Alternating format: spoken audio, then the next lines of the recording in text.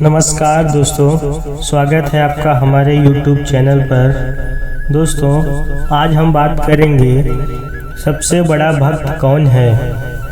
एक बार की बात है, देवर्षि नारद के मन में यह अभिमान पैदा हो गया कि वे ही भगवान विष्णु के सबसे बड़े भक्त हैं। वो सोचने लगे, मैं रात दिन भगवान विष्णु का गुणगान करता हूँ, फिर इस संसार में मुझसे बड़ा भक्त और कौन हो सकता है।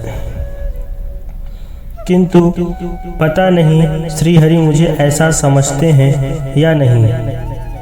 यह विचार कर नारद भगवान विष्णु के पास क्षीर सागर में पहुँचे और उन्हें प्रणाम किया।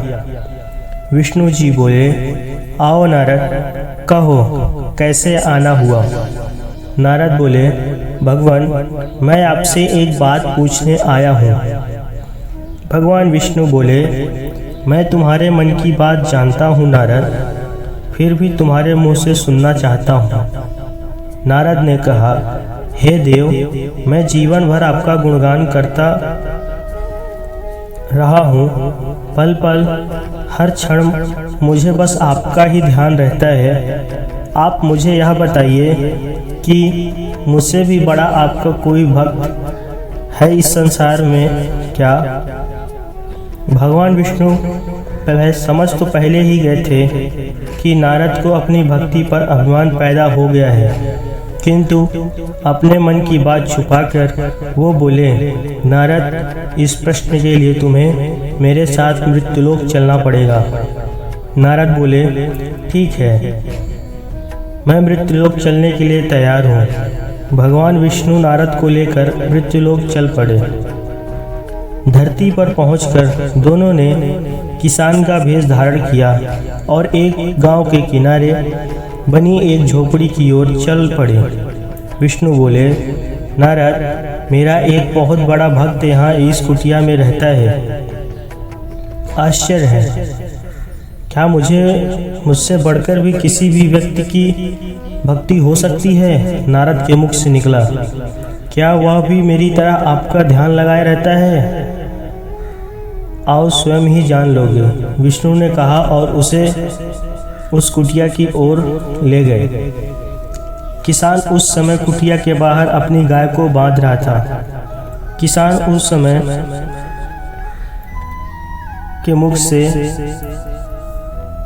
हरि गोविंद का स्वर निकल रहा था। किसान भेषधारी विष्णु के ने उसके निकट जाकर नारायण कहा तो किसी ने विनीत स्वर में पूछा, आप कहाँ से आए हैं। भद्र, मेरे लिए कोई सेवा हो तो निसंकोच बताइए। किसान वेशधारी भगवान विष्णु ने कहा, हम नगर जा रहे हैं पर अंधेरा घिरने लगा है।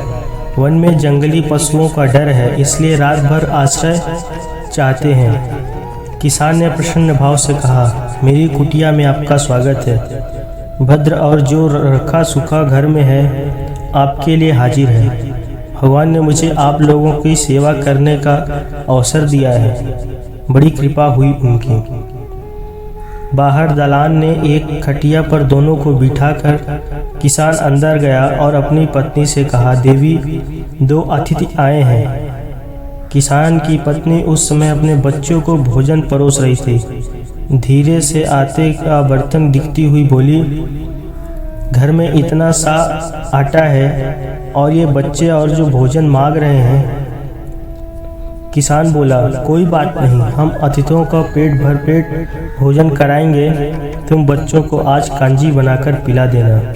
नारद और भगवान विष्णु ने उन दोनों का सारा वार्तालाप सुना, फिर भी परीक्षा के लिए भोजन की थाली पर बैठ गए। जब दोनों भरपेट भोजन कर चुके तो नारद सोचने लगे, यह सीधा साधा गृहस्थ भगवान का सबसे बड़ा भक्त कैसे हो सकता है। उधर श्री हरि ने किसान से और भोजन लाने की फरमाइश कर दी। बोले, मेरा पेट अभी भरा नहीं, क्या और भोजन मिलेगा। किसान रसोई घर में गया और जाकर पत्नी से पूछा, कुछ और भोजन बचा है क्या। पत्नी बोली, बच्चों के लिए कांजी बनाई है, बस वही शेष है। विष्णु और नारद वह भी पी गए। किसान और उसके परिवार को भूखे ही सोना पड़ा। भूखे बच्चे माँ का आंचल थाम कर उठे। माँ, नींद नहीं आ रही है, मुझे बड़े जोर की भूख लगी है। पिताजी ने उन अतिथियों को कांजी भी क्यों पिला दी? किसान ने बच्चे के सर पर हाथ फेरते हुए कहा, अतिथि को भोजन कराना स्वयं विष्णु भगवान को भोग लगाने के समान है बेटा। बाहर दलान में दोनों अतिथि अलग अलग बिस्तरों पर लेटे हुए थे। भगवान विष्णु ने कहा, तुमने सुना नारद, किसान और उसके परिवार को भोजन नहीं मिला, फिर भी वह मेरे गुणगान गाए। यह तो कुछ भी नहीं है, मैंने तो कई दिनों तक भूखे रहकर आपका स्मरण किया है। अगले दिन सुबह उन्होंने देखा कि किसान भगवान विष्णु की मूर्ति के सामने कह रहा था, गोविंद हरि गोविंद हरि, तुम सदा मेरे मन में बसे रहो, बस मुझे कुछ और नहीं चाहिए। फिर दोनों अतिथियों से बोला, हरि की बड़ी कृपा है, वही जग का रखवाला है। प्रभु की दया से रात को कोई कष्ट तो नहीं हुआ। जब तक आपका जी चाहे तब तक आप दोनों यहाँ रहें, मैं खेत पर जा रहा हूँ। किसान भेषधारी श्री हरि बोले, हम भी तुम्हारे साथ चलेंगे यदि कोई आपत्ति ना हो तो। नारद और विष्णु भगवान किसान के साथ उसके खेत पर गए। किसान बोला, यही है अपना खेत, अब मैं अपना काम करूँगा, गोविंद हरि गोविंद हरि। नारद बोले, तुम तो सत्य पुरुष हो, भगवान के बड़े भक्त हो, हर घड़ी उनका नाम लेते रहते हो। किसान बोला, अरे कहाँ, काम से जब भी थोड़ा बहुत समय मिलता है तभी उनका नाम लेता हूँ। नारद ने पूछा, कब कब मिलता है समय? किसान बोला, सुबह उठता हूँ तब, रात को सोता हूँ तब, और दिन में जब भी काम से समय मिल जाए। ओ समझा, नारद के मुख से निकला। दोनों जब किसान से विदा लेकर चले तो नारद ने व्यंग्यात्मक स्वर में कहा, आपने सुना भगवान, वह सुबह शाम 2 बार ही आपका स्मरण करता है, जबकि मैं हर समय ध्यान करता हूँ, फिर भी आप उसे महान भक्त बताते हैं। नारद की बात सुनकर श्री हरि चुप रहे, किंतु मन ही मन उन्होंने कहा, कारण भी जान जाओगे नारद। विष्णु ने एक कलश को तेल से लबालब भरकर नारद को दे दिया और बोले, नारद, इसे अपने सिर पर रखकर बिना हाथ लगाए सामने वाली पहाड़ी तक जाओ। ध्यान रहे, इस कलश में रखे तेल की एक बूंद भी जमीन पर नहीं गिरनी चाहिए। नारद बोले, यह कार्य सहज तो नहीं है। यह कहकर नारद ने कलश सिर पर रख लिया और पहाड़ी की ओर चल दिए। नारद पहाड़ी तक गए और लौट आए। विष्णु बोले, लौट आए नारद, ठीक है, अब यह बताओ कि इतनी दूर जाने और आने में तुमने कितनी बार मेरा स्मरण किया? नारद बोले, एक बार भी नहीं। करता भी कैसे, मेरा सारा ध्यान तो तेल और कलश की तरफ हुआ था।